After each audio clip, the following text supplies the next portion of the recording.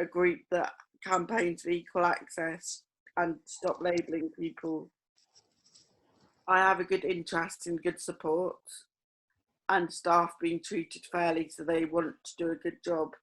I'm now going to hand over to Wendy to introduce herself. Thanks, Mary. I'm really pleased to be here today with my colleague Mary, getting the day underway. As Mary said, my name is Wendy and I'm one of the elected family reps on the representative body of Learning Disability England. I'm currently one of the co-chairs of the rep body, along with my colleagues Jordan Smith, who's one of the self-advocate reps, and Scott Watkin, who's one of the paid supporter reps. I'm a mum to two amazing sons. Harry, who's a martial artist, and George, who's a die-hard West Ham fan, but they also happen to have a learning disability. Our family lives in Essex, where I also work as the coordinator for the Essex Carers Network. We're a network of families who care for a family member with a learning disability. I think what drives me in all I do is my desire to ensure that people with a learning disability and their families have great lives. So today's session is the start of us sharing the Good Lives framework with everyone. This is a document that pulls together what people have told us will make a difference and the change people want. We really hope it can be the start of a debate and shared work.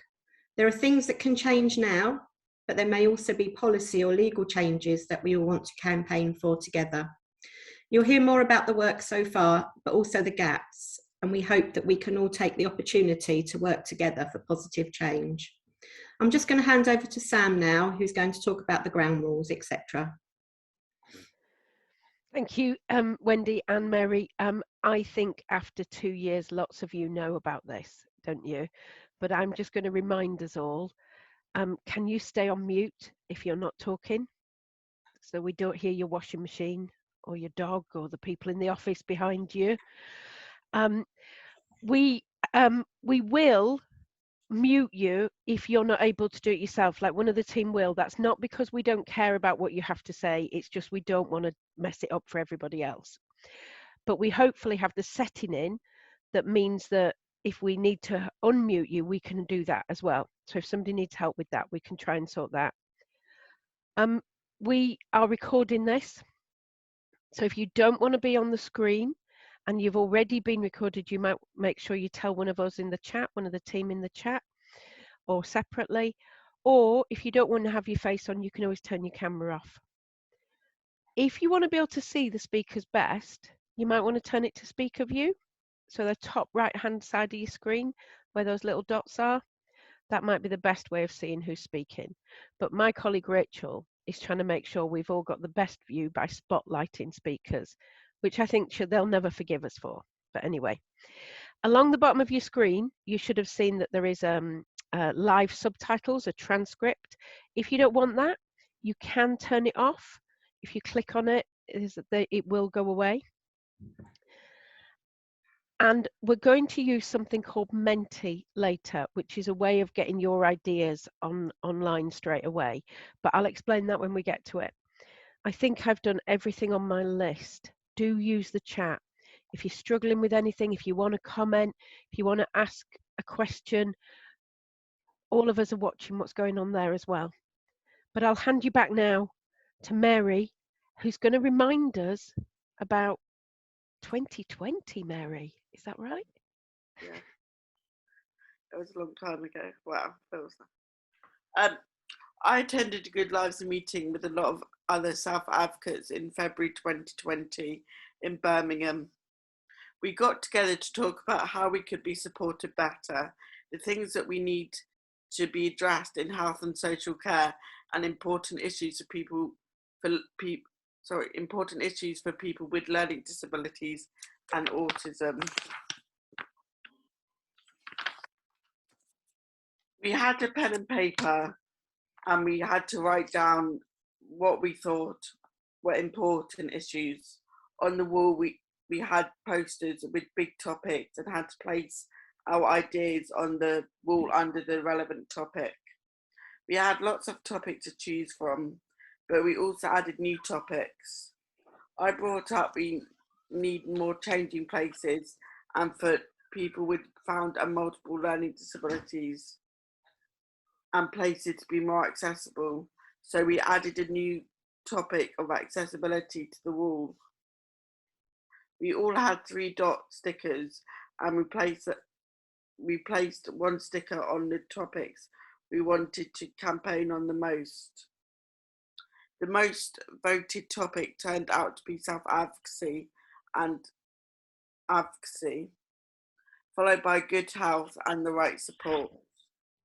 All self-advocates then talked about the many good things that people were already doing across the country to create good lives for people with learning disabilities and autistic people. We also talked about what was missing and needed more work to be done so that people would have good lives. We talked about how we thought that the Work on Good Lives project should happen and set some rules. We also decided how Learning Disability England could help. We then made promises, big and small, about what we would do next. It is really important for self-advocates to work together, to have good teamwork, have great ideas, be on the same topic and on the same track, and so that we don't miss any ideas. It is important to take everyone's ideas on board. We can disagree, we all have different ideas, but we need to listen to other ideas so we can learn from each other.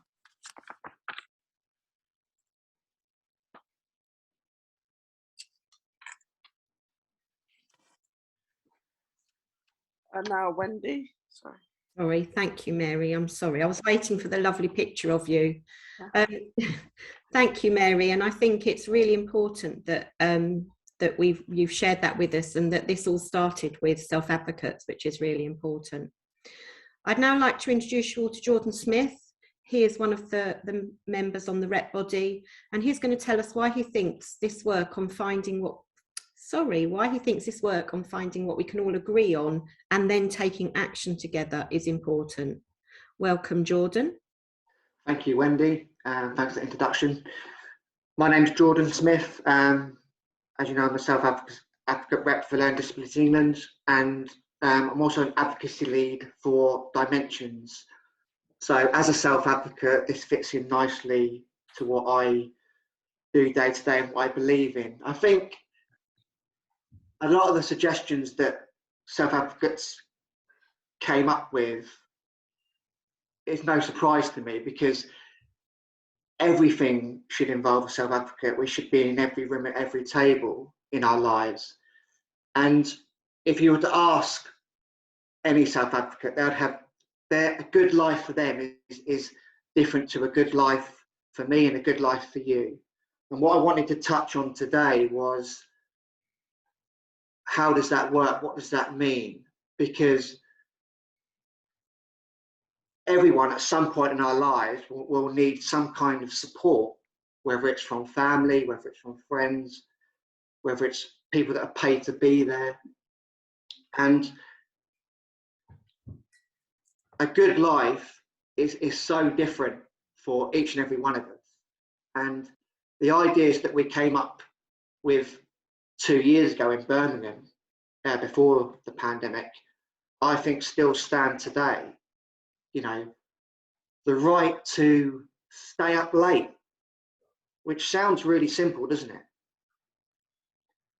Every single one of us has stayed up late in our lives, whether we've gone to a concert, whether we've stayed in a hotel, whether we've gone out to have a meal, whether we've spent time with family or friends.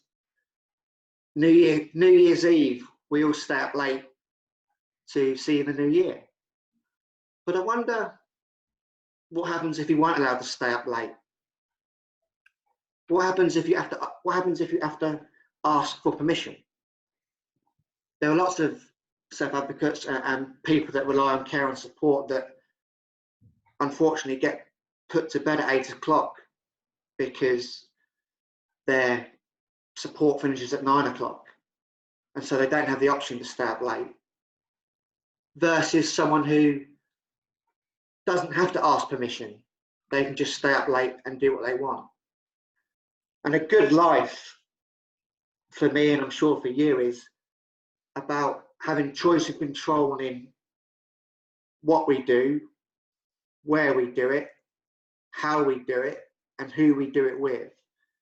And our Good Lives work and our Good Lives strategy kind of brings together all the elements of being able to make our own choices and having control of that choice. It's okay to have support, it's okay to ask for help, but a good life starts with the person that you're supporting, that you're part of their life. There are many things that some of us who don't receive support take for granted. And for me, one of my passions is football. I'd love to play football every day. I'd love to be supported to go to a football game and to really enjoy that, to eat what I want, to do my favorite things, what I want. One of the terminologies that is used in my support is that, what are you going to do with your one-to-one hours today? How are we going to access the community? But my friends who don't receive support, they just call it going down the pub or going to a concert. So I want to use you guys and all the work that we've been doing over the last 2 years to really shape what a good life means for everyone, and how that it doesn't matter what support we need, what help we need. The most important person in all of this is me, you, us, and we want to get to a position where everyone is having a good life, no matter what that looks like, and that we can all live longer and happier and healthier and have the best life possible. So if you've got any suggestions on how we do that, things that maybe we haven't said or haven't shared with you, please pop them in the chat box or get in touch with one of us, and together we'll try and create great lives for as many people as we can. Thank you, Jordan, for your great examples. I now want to introduce you to Gary and Sam from the Learning Disability England staff team, who will tell us about the framework and what we've done so far. Gary and Sam.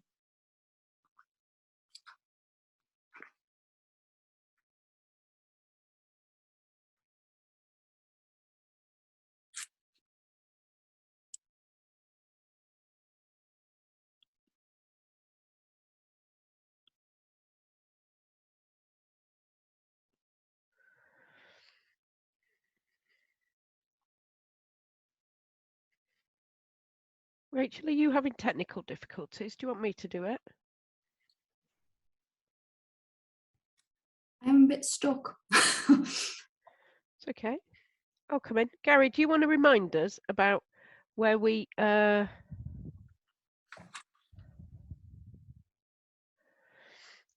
started? So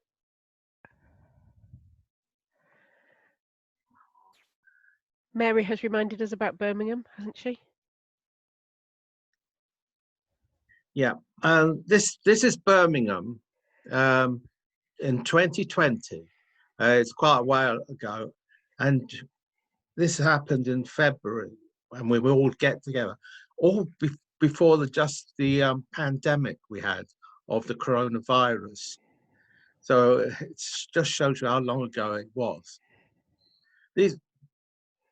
What self-advocates told us is important.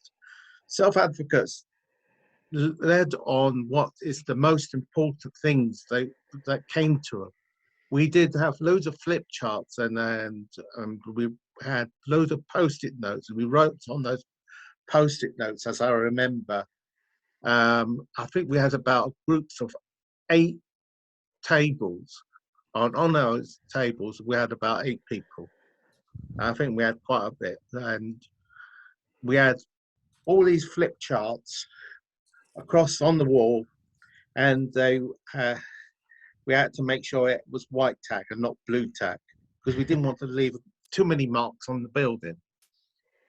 You know, we had to leave the place like it was before. But yes, and we were focusing on lots on rights, and there was lots of issues that came up. As I will explain during my presentation, we were trying to be positive and offer solutions and be creative, create ideas, because that is what we had to do. I call it forward thinking. Now, forward thinking is what we need to come to make things really happen. Now, Learning Disability England had hosted the day, but they didn't want to take the control of the day. That was left to the members. They were the ones that are in the control of all this. Now, we had another get together in this time, what people said in summer 2020, and we checked what had changed through COVID. We talked about self-advocacy and advocacy, and we talked about good health, the right support, communication and staying connected. That's all about technology, computers, laptops, and mobile phones, apps, you name it. We talked about it there. We also talked about paid jobs. At present, before the pandemic, there was only 6% of people in paid employment. And that had dropped down to a very low level during the pandemic. A lot of people with learning disabilities lost jobs during the pandemic. Also, we talked about love, sex, and relationships. It's a difficult one for families to talk about, but it's an important subject for people with learning disabilities. And then we talked about the framework, how it was laid out. There are 6 chapters at the moment, but hopefully there will be added more. This is only the beginning and not the end of what we've done. We hope that we also add in the framework what the UN Convention says about the topic, what people with learning disabilities have said and needs to change, and what people said would change things. Now, the United Nations Convention on the Rights of Persons with Disabilities is an agreement between all the countries in the world. Countries say they will not treat people differently because they are disabled. And this convention was developed by disabled people, and even a friend of mine, all the way from New Zealand, has a learning disability called Robert Martin, and he sits on the UN. So he's somebody I know, and he's also been in contact with Inclusion International. Next. The chapters, we talked about a home and about how people could live in different places, and rural, coastal, urban areas, live in a flat, a house, a bungalow. We talked all the issues that and having a home, buying a home, renting a home. It's all those issues. Communication and staying connected. And during this pandemic, we did do that a lot. We had lots of people getting to talk more, and also self-advocacy groups getting connected more and more. And the right support is about how little you need or how much more you need of support. And because people are different and need different types of support.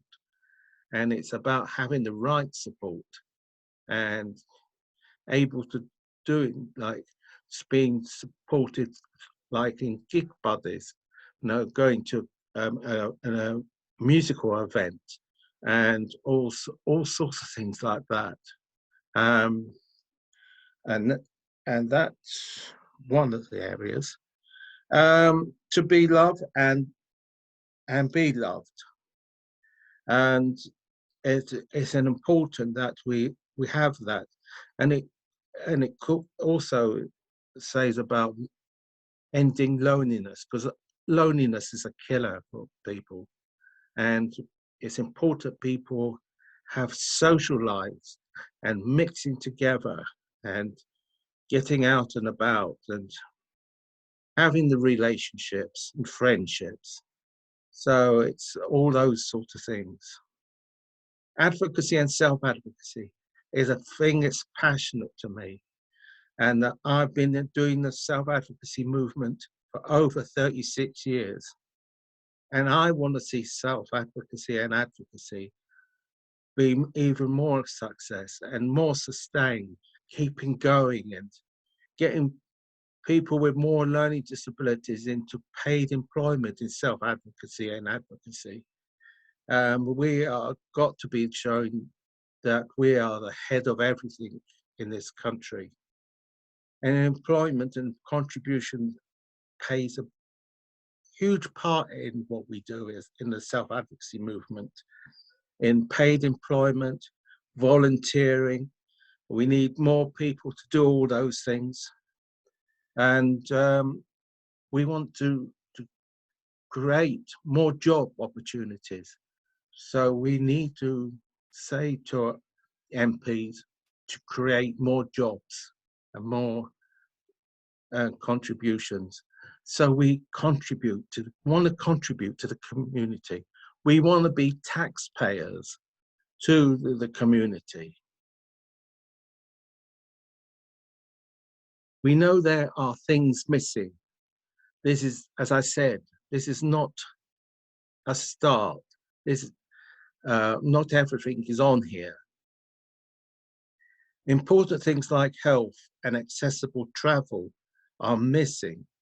There are loads of other things, that could be in that list of things. We hope people will add those and other ideas. We need you to think outside the box, think big, think creative, think forward thinking. What some members told us already, some self-advocacy reps met on the 9th of March. They said health and well-being is more important now since the pandemic. Big issues that affect us all, like climate change, that affects us more and more. And the cost of living, as we've been hearing, all the fuel and electricity, the gas going up in price. And how does people like ourselves cope? We want to share more examples of what is working. Peer health and educators, making it an ongoing piece of work. Keep adding on these. We want to get people on board. Our MPs, our local MPs, our councils, National Health Services, councillors, and partnership boards. We want them all to work with us. We're stronger together. nothing about us without us. Thank you, Gary. I don't know why we ever build this bit as Sam and Gary. So what I would like to ask you all to do now is to take a bit of time. We're going to ask you to go into breakout groups and just think about what you've heard, really. So chance to have a chat, tell us what you're thinking. We're gonna use something called Menti. So for those of you who haven't used it, I am putting a link in the chat now.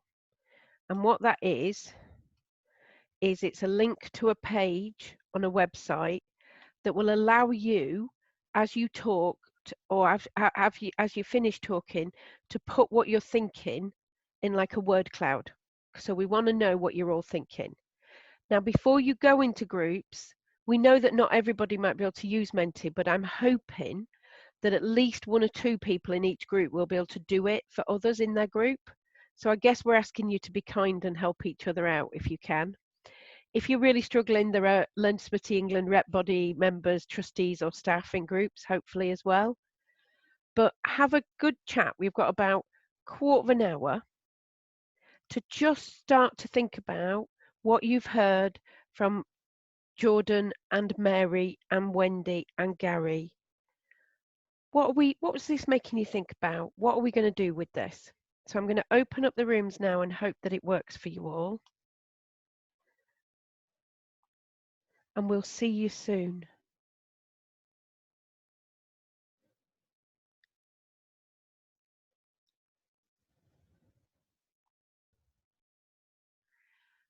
I can't hear you, Jackie, I'm sorry, because I think you're on mute.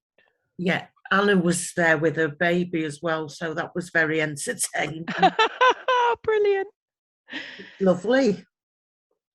So that's what people are adding to it. So as they come back, they can see it. Yeah. See, I love some of us all joining online from home means that there's an added level of chaos that we don't have in rooms often, isn't there? You know, so. Sam, that is the biggest Menti word cloud I've ever seen. That is very impressive. It's brilliant. Great, isn't it? We'll make sure it's more readable. I just thought we'd have it up on the screen as people came back, you know. Wow, that's amazing. Oh, wow. Okay. Quite small though, isn't it? It is quite small. We'll make it bigger, Mark, as we share it. But I think it's just because so many people are adding things to it that the screen doesn't know what to do with it. Can we keep adding, Sam? Can we keep adding? I'll leave it open. Yes. Right, It's a great graphic. I love it. Yeah. I nick that. Never seen a Menti before. We're going to nick that idea. Good idea, Sally. Thanks, team at LDE. And of course, I stole it off somebody, Sally. If it wasn't you, it would have been somebody else. Oh, you know. it's all about networking, isn't it? That's excellent. If there's one thing you took away from National Conference. Yeah. Yeah. And can I just say, Sam, we found out that as long as it's less than 25 letters, you can put short phrases in. Oh, you found a way round it, didn't you? That's a game changer.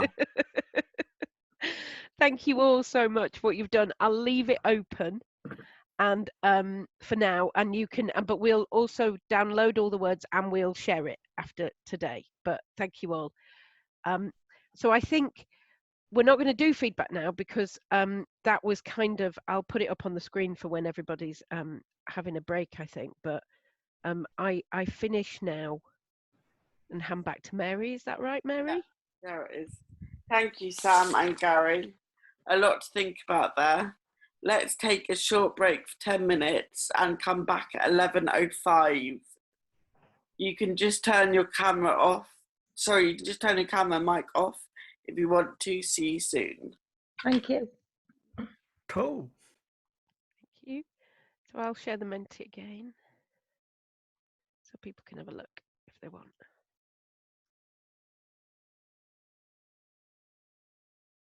Thank you. Useful warning. Thank you so much, Sam. Thank you. And yeah, staying up late is a really good thing to be talking about. So welcome back, everybody. I think for me, one of the things within the group I was in that we talked about, which probably resonates with a few people, is that you know, a lot of this stuff has been suggested before, and we're still having the same conversations. But I think that our hope is that this time we can really make a difference. And I think you know, we've just got to really try. We've just got to keep at it, and we can't give up. I think that's my thinking. So I'm going to move us on a little bit now, and I'm afraid you've got to listen to me for about the next 5 minutes or so. So I think a good life, as Jordan said, a good life is something that we all want for ourselves and our families. But being a parent of 2 sons with a learning disability, we have to work really hard to make that happen. I think we seem to have more obstacles to overcome. My favourite phrase has been said already by the wonderful Mr. Borley, and that's nothing about us without us. And, you know, and that came from self-advocates, but it's really, really important to me, and it's something that really drives me. I think Learning Disability England really does strive to make it a reality, ensuring that self-advocates, families and friends, workers and organisations are included in all aspects of its work, including the Good Lives framework, which we're launching today. And that's just really important. For me, co-production really is the way to go. It's another one of my favourite words. So what does this framework mean for my family and other families caring for a family member with a learning disability? I think this framework really gives everyone an insight into what can make a good life and some possible solutions and areas that we need to work on. So the framework talks about somewhere to call home, whether that be a house or a flat, in an ordinary street. And one of the things that someone mentioned in our group is there's so many different options of the kind of place and support where people can live, but actually if we don't know about it, we can't ask for it. And I think the most important thing around that as well, it's all very well having somewhere to live, but if you haven't got the right support, then it's not going to be successful. And like Jordan said, we all need some support at some time in our lives. So my sons both currently live at home, and they both talk about a home of their own, but there's work that needs to happen to make it a reality. And there are some people that need very specialist housing, which is not easy to find. I think one of the other things from the framework, it talks about communication, and that's really, really important to families. I ask practitioners to listen to how my sons communicate and adjust their communication accordingly. They shouldn't be expecting my sons to adapt to them. And I think that came up in our group discussion as well about how important it is, and recognising that people communicate in very many different ways. And a lot of people with a learning disability need support to be able to express themselves. I think as families, having good information about what's out there is really, really important, because with good information, we can make good plans. It's really important for me to be connected to others. Peer support has always been and continues to be very significant in my life. And I want my sons to have that too. I want them to have good friends that they can spend time with, good friends to share the good times with and the challenging times. Sort of moving on a bit from that, I think we all want to feel useful. We all want to love and be loved, and that's really important. And I want this for my sons. And I think Gary's right. Some families find that bit really difficult to talk about. But my sons are wonderful young men who are dearly loved by all our family. But I do want more for them. I want them to experience and find love. And having a learning disability shouldn't be a barrier. But there is lots of work that can be done, I think, to support that, for support families to see that as an option and to support people with a learning disability. Something else that is absolutely crucial, and again, the wonderful Mr. Borley has already mentioned it, for me, self-advocacy is crucial. We need to see self-advocates as leaders, and I really want to see support and funding in place to ensure self-advocacy can thrive and be strong. I don't want to be making decisions for my sons. I want them to feel strong enough to speak up for themselves, but this needs encouragement, nurturing and support. Families too need to grow and develop their voices. For some people with a learning disability, it will always be their families that have to advocate for them. I think without knowledge, resources and support to feel strong and resilient, Self-advocacy for people with a learning disability and their families who support them just won't happen. We really need to invest in leadership courses for people with a learning disability and their families. The framework talks about paid work and contribution. Asking children what they want to be when they grow up is a natural part of conversations, but that's not always the case for people with a learning disability. But having those aspirations is really important. Those of us who are lucky enough to have had a paid job will, I'm sure, agree it's so much more than the wage packet at the end of the month. Feeling you've done something useful, you've made a contribution, is a great feeling. And we mustn't forget that work is where many of us meet friends and, dare I say it, our partners. It's where our social life grows. My oldest son has recently got a job, and seeing what that means to him and him being invited out on a colleague's birthday meal was priceless, and something I would love to see happen for many people, many more people with a learning disability. I firmly believe that we all have gifts and talents which we can use to make a valuable contribution within our community, whether that be through paid work, volunteering, or just doing something nice for someone else. I think we've lived through and continue to live through some really tough times.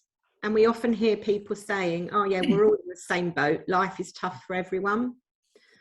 To quote Damien Barr, we are not all in the same boat. We are in the same storm. Some are in super yachts and some just have an oar. And I feel that the Good Lives framework will help equip those people with just one oar and less sturdy boats with the better tools to steer them towards the good lives that we all seek. And I hope that those of you here today will help us to develop those better tools so that we can build the change that we seek together. So thank you for listening to my rambling, and I'm now going to hand back to Mary. Thank you, Wendy, for sharing what working on, thank you, Wendy, for sharing what working on shared action means to you as a family member. I would now like to introduce Sally and Karen from the Great Support Movement. They're going to tell us what Change Direct support workers wants to be part of.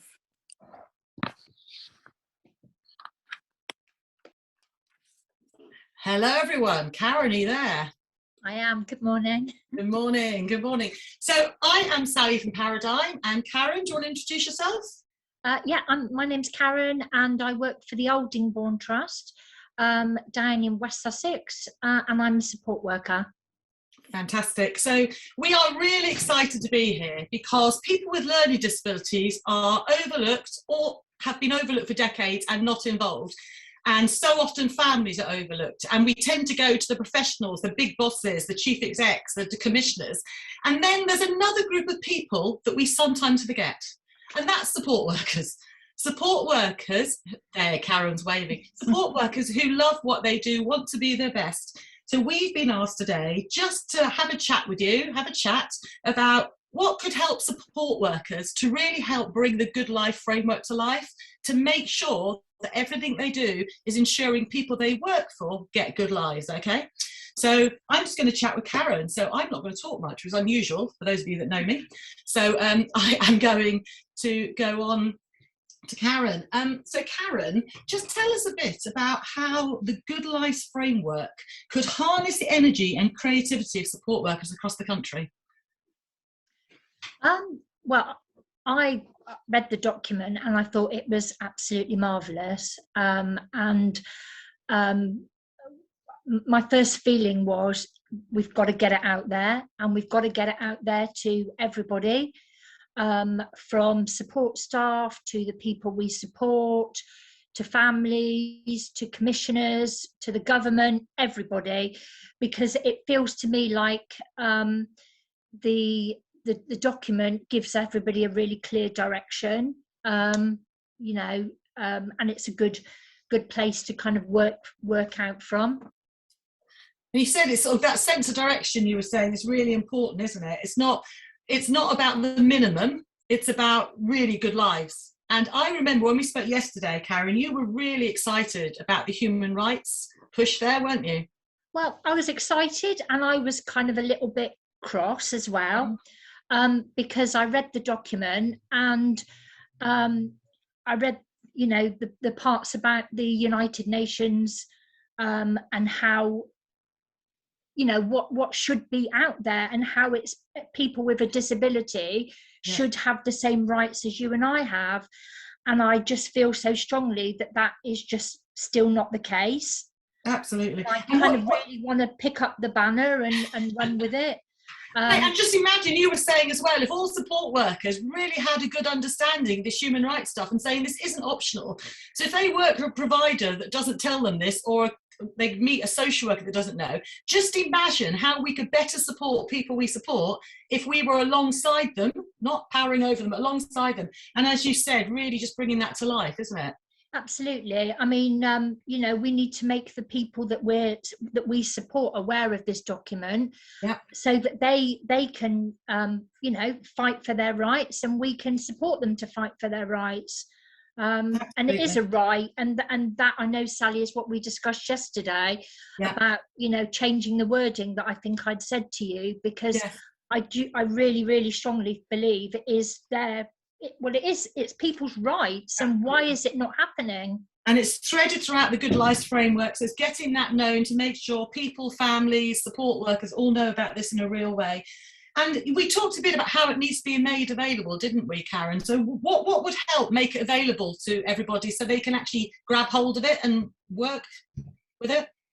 As far as making it available, I think it's something that needs to be it needs to become embedded within organisations. You know, we need to make it part of our everyday life. We need to embrace it with our recruiting, with our training, with our supervisions. It just needs to be part of everything that we do. Absolutely. You talked as well, didn't you, that sometimes we see adverts for support workers that look really dull, like they're functional, they're not creative, whereas if we were advertising and recruiting based on achieving the Good Life framework goals, then actually makes a more exciting job, doesn't it? And you might attract different people.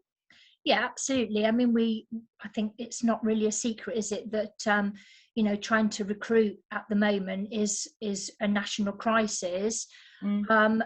And you know, I think that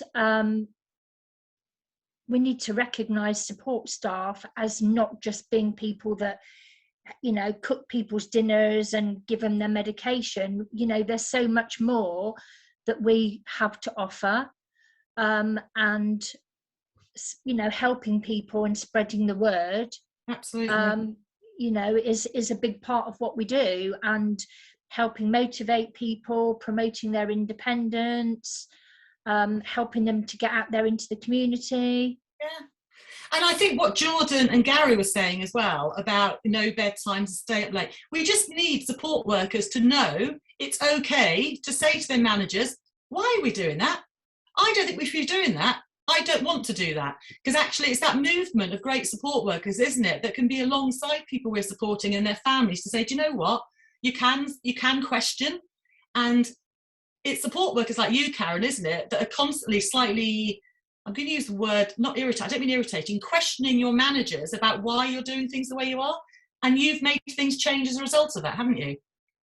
I try my best, and I am quite outspoken, as it's probably no great secret, and I will stand up for the people I support. I always have, and I always will. But we need to give other support staff that don't have the same confidence as me the tools to be able to speak up as well. And I think part of that is around actually giving us time. Because we all have really, really busy lives. We're out supporting from, you know, 8 o'clock in the morning through till whatever time in the evening. And there needs to be some kind of time built into our days on occasion where we can all get together, we can all discuss things, and then kind of spread out to management or whoever else we need to from there. Absolutely. So it goes back to make sure everybody knows about the Good Lives framework in small videos and small resources, conversation cards, easy read books. Get it out there. You know, how are people we support and support workers and families going to pick this up and go, oh, I get this, I can use this? How can support workers make sure they can say, well, actually, the Good Lives framework says this, so why are we doing this? And it's that, as you said, it's potentially something that helps drive us across the country, doesn't it? And support workers. We also talked about yesterday a bit about how you measure quality, so how you celebrate successes, don't it? So if a support team is encouraged to celebrate with the people they support when someone stays out till 3 a.m. and gets drunk maybe, or when someone gets a job or whatever, but how you celebrate the stuff that is good, ordinary life, yeah? And I think what we talked about, Karen, was in order to do that, we need to really value and believe in support workers. Support workers are underpaid. They are highly skilled, but they are undervalued. And actually, sometimes support workers tell us in the Great Support Movement, they feel they're tied in red tape and they feel they can't do stuff. So we need to help support workers break out in a positive way with their managers, break out from the things that constrain them from having those real relationships with people. So we want to go on, Karen, just to think about how could we support workers to know they are truly valued and that they are really key to achieving the vision of the Good Lives framework. I was just going to say, Sally, that I think the biggest frustration for support staff is about budget constraints and things like that. You know, we're supposed to be helping people to live their best lives, but how can we do that when the commissioners that are out there will only actually commission support for an hour to do somebody's meal or, you know, to go shopping with them? We want to be able to do things with people, but we just don't have the time. Yeah, and you've told us, lots of support workers have said over the last few years, pre the pandemic as well, that hours have been cut and cut and cut. Yeah, so, absolutely. And you said very clearly over the last few days as well, that to help someone be part of their community takes careful planning and support, skillful support. It's not like, go on, you can go down there and do it. And what you're saying is the hours have been cut so much that you literally don't have the time to do that beautiful natural stuff, to have those relationships and grow them and help the connections. And also saying, actually, you recognise that your paid role is to initiate that sometimes, to get those connections, then to step back, because people are connected with their place of worship or the local pub or the swimming pool, and they're doing things without paid support. But to get there, you need to do something. So Good Lives needs to be known, the framework needs to be valued by commissioners as well, doesn't it? Local authorities saying, okay, we expect this. It needs to be valued, but they actually need to read this document. And they actually need to realise and take on board that it is people's rights. You know, absolutely. And they are failing. Yeah, and on the back of that, we need support workers, team leaders, managers to be confident to challenge when people's rights are being ignored, or not even ignored, just completely. What's the word? Completely, well, ignored. I'll go with that for now. I can't think of the word because I want to be swear, really. So I'm not going to. So, okay, I'm not going to swear. So you also, I mean, I'm going to talk about the need, because you're too humble, Karen, as are many support workers who are just getting on, doing the best you can. But in order to really make sure support workers get the support they need to be the best they can to ensure good lives of people, you need really compassionate, nurturing supervision and time. You need time, you know, with your peers. Tell us a bit about that, Karen, just the time with peers and how that helps you and things. I think any time that you actually get together to actually talk to other people that you work with, you know, that's the time to be creative. It's the time to discuss ways forward. It should be happening, shouldn't it, really? But we just don't have the time. You know, we want to move people forward, but how can we do that when we never get a chance to talk to each other? Yeah. So there would be a plea to organisations to somehow find time for team meetings that are not just, this is your task, but actually let's look at this, what this means, what does this Good Lives framework mean, what could you be doing?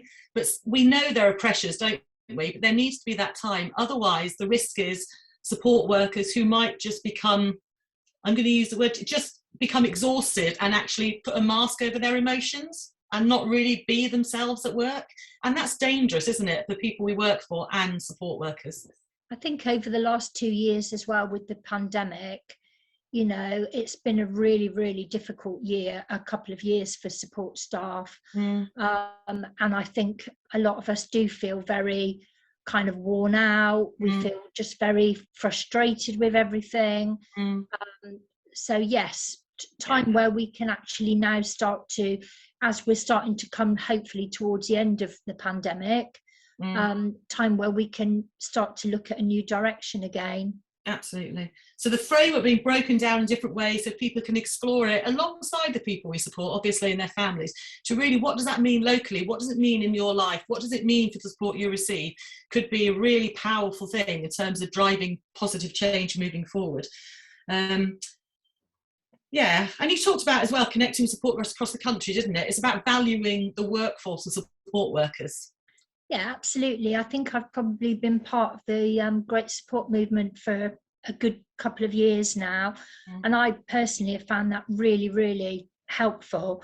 You know, I've joined in with the webinars and they've just been an absolutely amazing way of just getting together with your peers, discussing issues that you might have. Yeah, but it's always down to time, isn't it? You know, well, absolutely.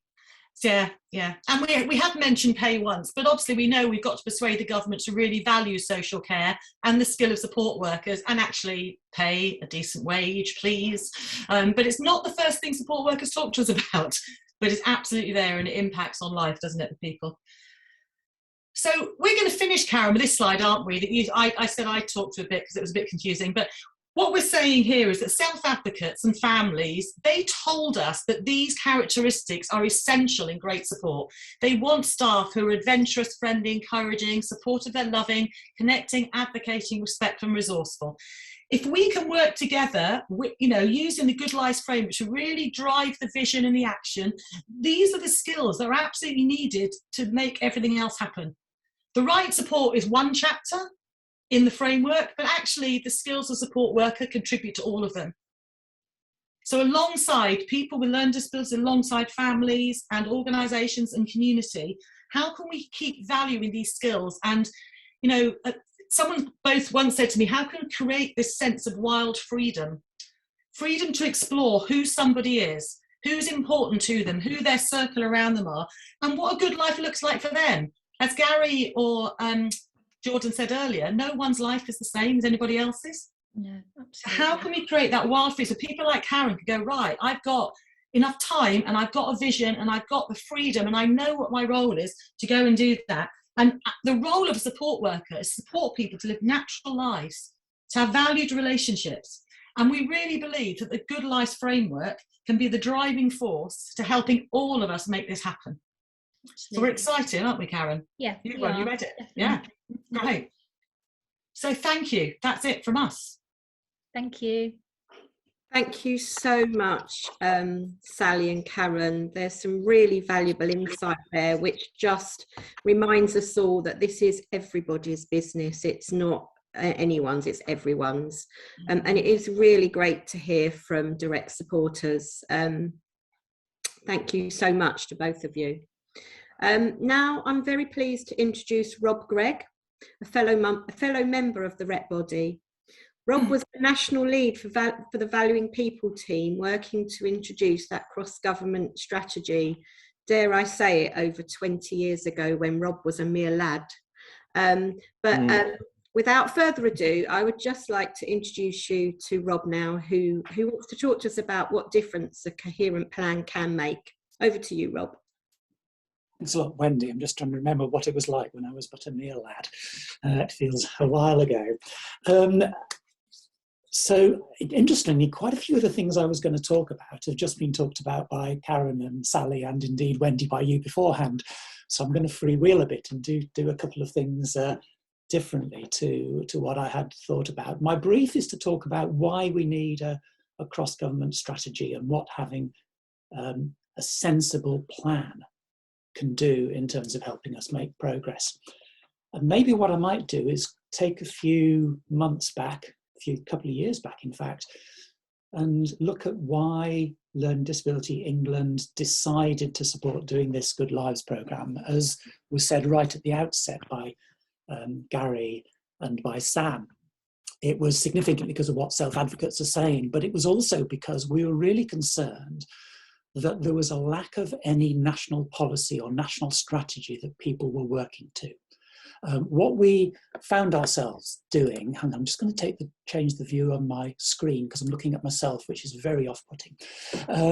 What we found was happening was that across the country, people were doing completely different things. Government was actually not saying to services and to people in the country that there was anything around learning disabilities that they were expected to do, other than some of the things that were the result of the abuse in Winterbourne View over 10 years ago.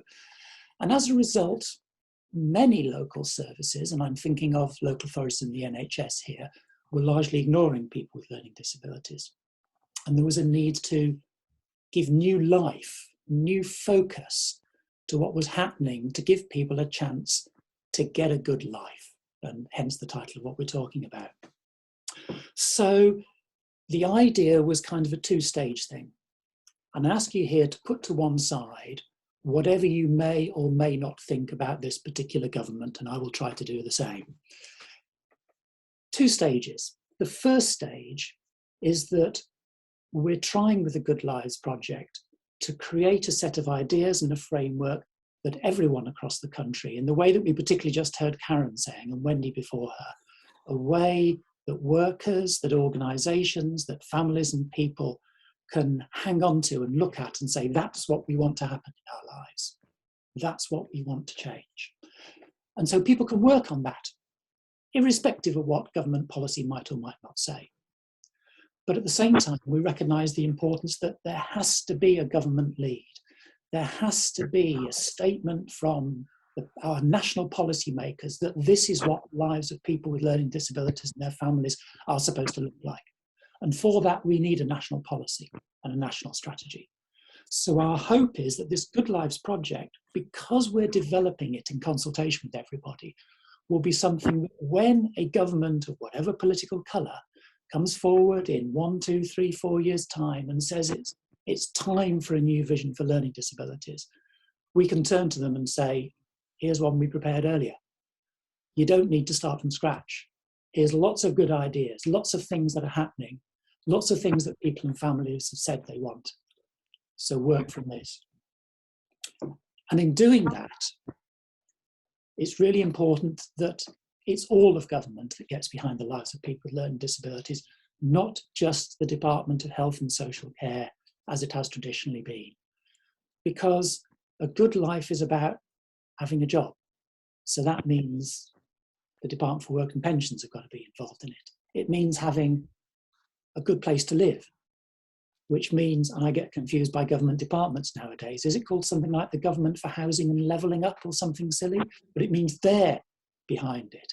It's got to be about feeling safe in your community, which means that people like the Home Office and whatever the government department is now called that looks after the courts, they've got to be behind it. A government policy and strategy that is only about health and social care will never succeed in helping people get a good life. It has to be all of government that gets behind it. So if we get this new national plan, whether it's just something that people, families and services get behind as an informal document, or whether in the future it's official government policy, what's the benefits of that? Well, as I say, the previous speakers have said a bit about this, so I'll be quite brief on this section, but it seems to me that for people and families, having the Good Lives vision gives a vision that people can hang on to in difficult times, can see something that says, I know that's possible because it's happening somewhere else. We can work towards that, we can achieve it. It gives people something to expect and demand of their services, whether that's a support provider, a local authority, an NHS trust, whatever. Something that they can say, look, this is what ought to be happening. People have agreed this is what ought to be happening. People have shown this can happen. Why isn't it happening here? And it can give people ideas that they've never thought about. One of the memories that will stick in my in my mind for many, many years, was going back more years than I care to think about, when I was managing services and going and visiting a group of parents at a MenCap meeting and talking to them about paid work for their sons and daughters, and them collapsing in laughter because this was something that was completely impossible. You know, what a well-informed policy document can do is expose to people who've never thought of an idea before that these things are possible, and they can aspire to it and they can head for it. For services, when there's a national strategy or policy document, it will give an agenda of what to do. There are some people out there in local authorities and services who will do things because government tells them to. Maybe not many, but there are some who will do that. So they'll do it because it's policy. But for many others, it will give a framework to guide what to do. I don't think we should overestimate the extent to which people who manage and are responsible for services really know and understand exactly what it is they're supposed to be doing. I mean, everybody is learning, everybody's finding things out, and creating this framework can help tell senior people, here's what you could do, look at it, think about it, believe it. And crucially, as I think Karen said, it gives something that people, families, and indeed frontline workers can hold managers and organisations to account for not doing. Why isn't this happening here? This is happening in another part of the country. Why isn't it happening here? Why aren't we doing this? For government itself, a national policy document is important because government arguably are the only people who actually do something simply because it is policy. I remember back when I was working for government, you know, if one bit of government said this is policy, another bit of government would accept it unquestioningly and would say, we have therefore got to reflect that in our policy. So if there is something happening and a part of government is not, for example, doing anything about hate crime, it provides a framework for other parts of government to lean on them and say, do something. It guides civil servant decision making, which is quite important. But the really important thing about having a national policy and a national framework, you know, is that it gives something that everybody works together towards. You know, will you forgive me if I just go back 20 years to valuing people just for a short while? I'm sure those who know me knew that I was going to at some point in time. But to me, the great strength of that was that everybody across the country was working on the same thing. It meant that we could learn from each other. We could share ideas. We didn't reinvent the wheel. We, as I've already said, could quote examples of good practice and say, let's do it here. We can use each other's knowledge. We can use each other's skill. It's something that means we can all come together rather than be separated off to do our own little thing, which feels to me a lot of what happens at the moment. And it's only things like the Great Support Movement and then the work of Learning Disability Union and others that knits things together in an effective way. But there's one thing that is really, really important about any cross-government national strategy. It has to come from the people and the families that it's concerned about. You cannot introduce a law or a policy because some MP and a bunch of friends decides it's a good idea to do it. If you do that, nobody is going to have ownership of it. Nobody is going to work to take it forward. And I think one of the things that meant we made a bit of progress 15 to 20 years ago in people's lives because of the value in people policy was that that policy and framework had been developed through a huge national consultation with people with learning disabilities, with families, with frontline staff, with managers, and with politicians and with civil servants. And that meant that when that policy hit the streets and people were asked to take it forward, hundreds and thousands of people across the country said, yeah, this is great because I was part of developing it. I recognise what that says. I have some ownership of it. I want to make it happen. So that means with a Good Lives vision, one of the things that is crucial is that we've started off by making it as inclusive as we can, by involving people and families in its development. But as we take it forward, as we add the sections and chapters that at the moment aren't there, as we change and refine what is there so it better reflects what people think and believe, we've got to involve as many people as we can. We've got to publicise it, we've got to talk, we've got to share, We've got to build new things in that people say matter to them. Because if we do that, we'll have a vision that people will say is something that they own, that they belong, that it belongs to them. And if we can get to that stage, then we can make progress irrespective of whether there's a new national policy to help people get better lives. But we can also say, when government finally wakes up and recognises that there's this need for a new national policy, look, here isn't just one that we developed earlier, but here's one we developed earlier that's had hundreds and thousands of people across the country contributing to it, so you can't ignore it. You can't just write something that you as government think you want to say. You've got to listen to us. You've got to build it on this. And in that way, the Good Lives Project can be really important and effective, not just in the next few months as we build it up, but potentially in years to come. As with a bit of luck, it'll form the basis for what we want to happen to ensure people get good lives for years and years in the future. Thanks a lot. That's my rant. Thank you, Rob, for telling us about the difference a national strategy could make. They were very good points. Now I'm going to hand over to Gary again to tell us about getting involved. Gary.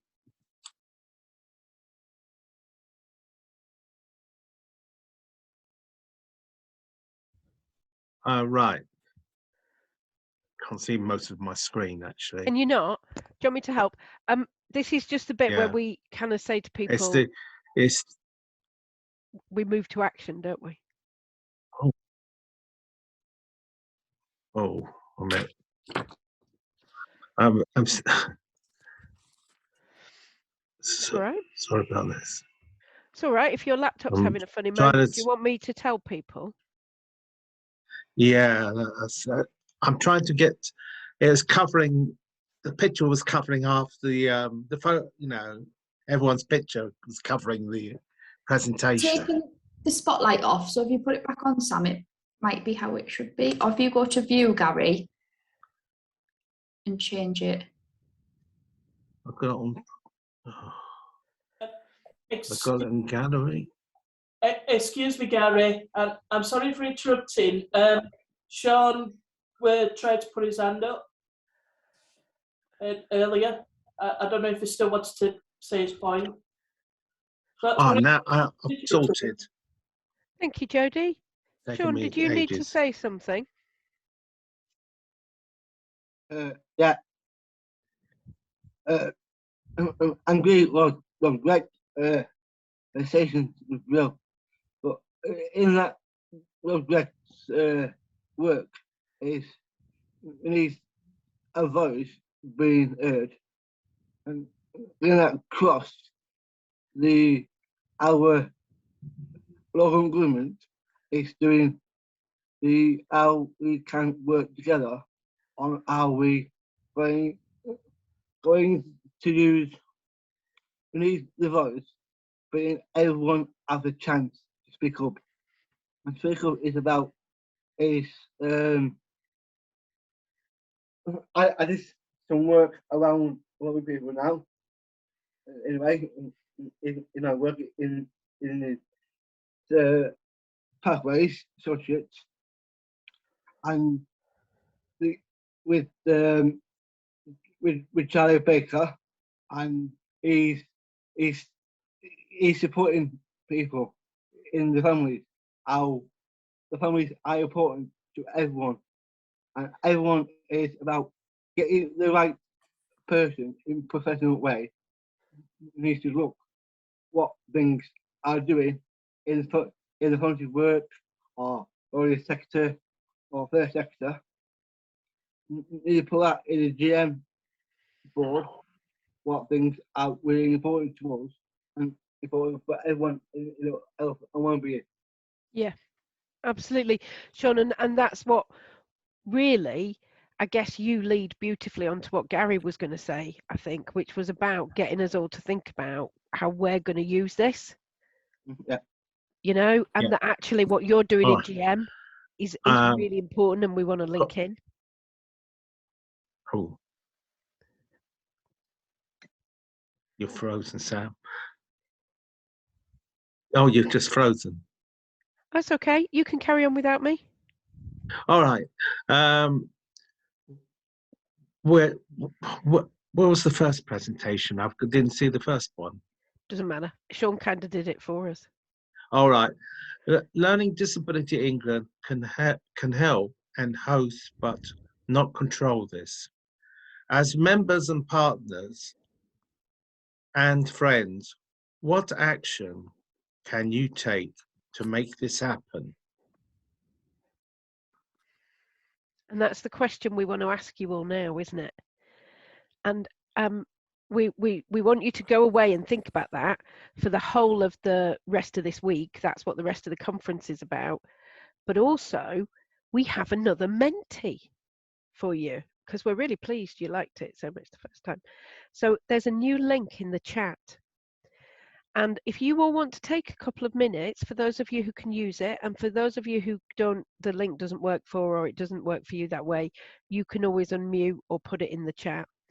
But actually, we want you to start thinking about everything that Jordan and Gary and Rob and Karen and Sally and Wendy have said to us about how are you going to use this? What can you do with this?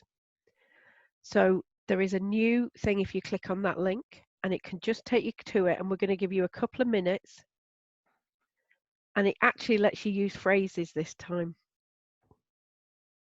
So thank you, who's connecting support workers with the movement. That's great. You've started us off.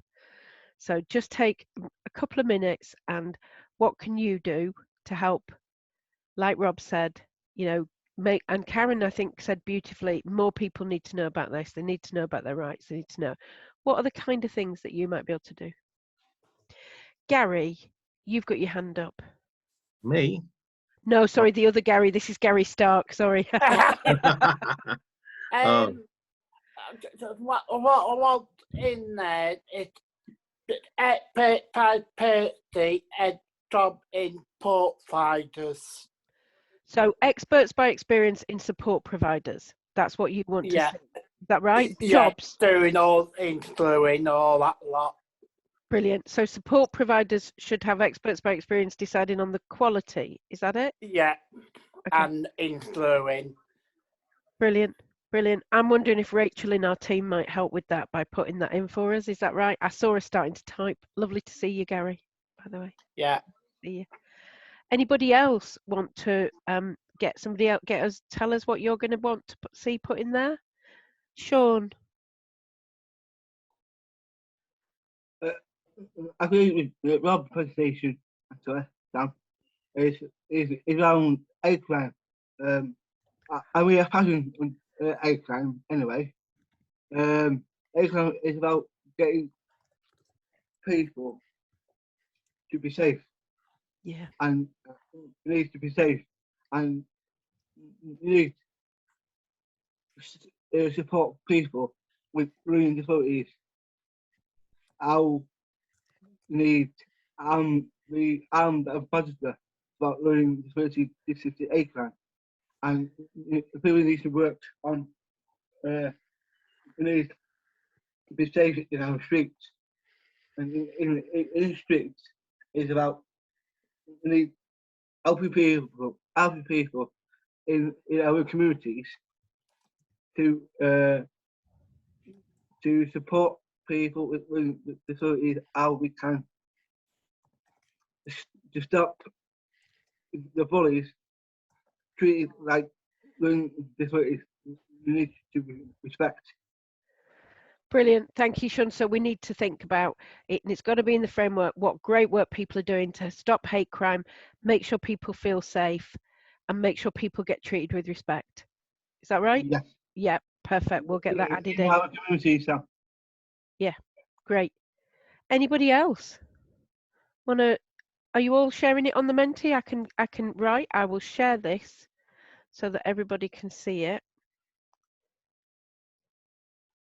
I'm just gonna, we're testing my technical skills. You know, I can't talk and do things all at the same time. So here's some of the things. Can people see it on their screens? Can you see some of the things? see how this works with Social Care Futures? That would be brilliant, wouldn't it? Because we're part of that and we want to talk about it with your team.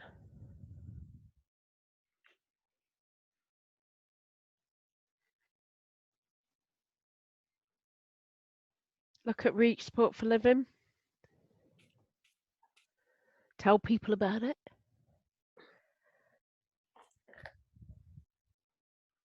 Brilliant. Find more creative ways to reach and include people with high support needs. We really want that. Talk to Rachel and Gary. We want to be a part of that. We want to learn from anybody who's kind of working on that, because we know that's one of the things that's got to be better.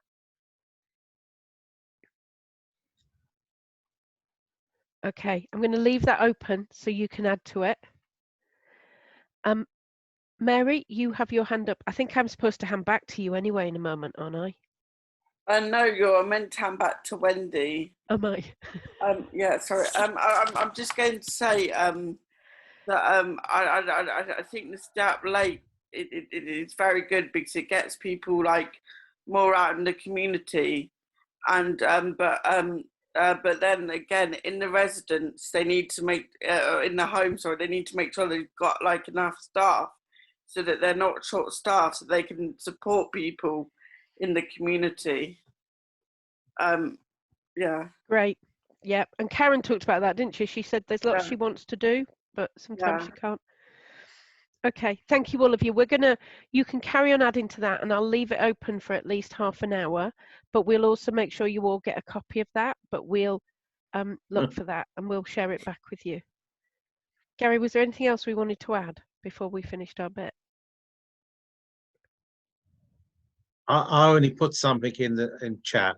I said, what about working internationally, about support workers from USA, Australia, New Zealand? Great, thank you. Thank you. Is that me now, Sam? Thank you, Sam. Thank you, Gary.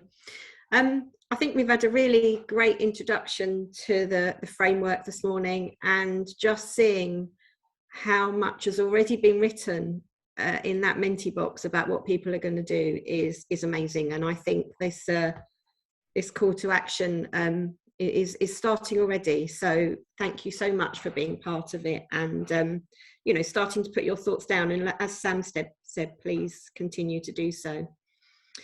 So we're coming to the end of the session now. So I'm sure you'd all like to join me in thanking everyone for being part of the session, and those people who are part of creating that framework. I think it is up to all of us now to get involved and make things happen. And I'm already thinking about what this means for me and my work in Essex with families.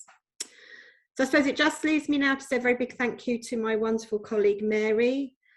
Mary's kept me on track. Yeah, sorry if I could just say, sorry to interrupt, if I could just say thank you, and thanks you to Wendy, who really kept me on track too, because it's my first meeting. I think we made a good team, Mary. And I think Mary and I would just like to thank all the staff team at LDE. A huge thank you to you for putting this conference together. I know it's not easy, and for getting everybody organised. You've done a really good job. So please remember, everyone, as the saying goes, we're here all week. We hope that you enjoy the rest of the conference, and you should have all had details of each of the sessions that you're booked onto and how to join them. If you have any problems, please do call one of the team. You should have one of the contact numbers and they will help you. Our ask is that you try and be on time to any sessions that you're booked into, because we really do want to start on time. And we hope to see some of you in the lunchtime chat sessions. So without further ado, we'll go to lunch now, and I think we're about 5 minutes early, which is very unusual but pretty cool. So thank you so much, everybody. Hope to see some of you at lunch, and if not, in one of the afternoon sessions. Take care. Thank you very much, everyone. And now you can leave this session, because you should have a different link for the next session.